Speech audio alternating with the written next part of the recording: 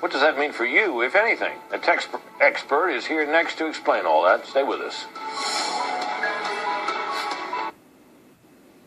Within days, the Obama administration is set to end the arrangement under which the U.S. government oversees the organization that assigns and coordinates the Internet addresses that we all use every day.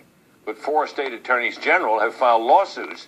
They say the transition would violate the U.S. Constitution and, more importantly, perhaps make the Internet a much more dangerous place. To help us understand what this all means is cybersecurity expert and senior fellow at the Center for Digital Government, Morgan Wright.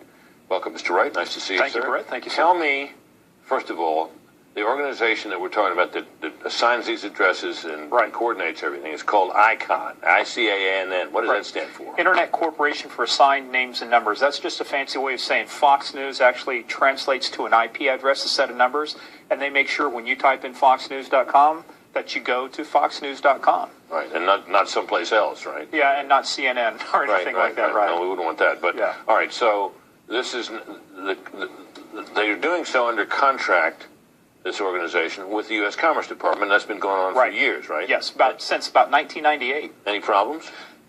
Untold, I mean, ask Mark Zuckerberg. Ask the guys at Twitter and stuff. Untold wealth, great job creation.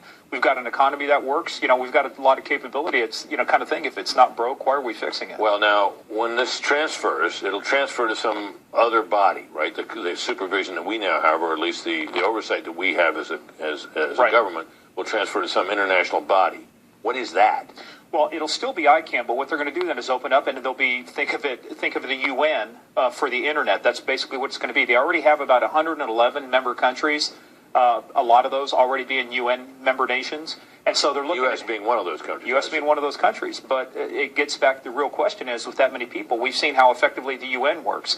Will this be effective in terms of how it manages going into the future? Will we be able to protect our interests? More importantly, our .gov, our .mil addresses, and our space in cyberspace. That's one of the 5 domains now: sea, air, land, space. Cyberspace is where we'll fight the next. But other countries will not have any more access to these addresses in order to do any mischief than we have, right? That's unknown. I mean, that's Really? That's what's one of the great unknowns about this, is because the coordination of this right now. Anytime you assign new addresses, you give out these new numbers.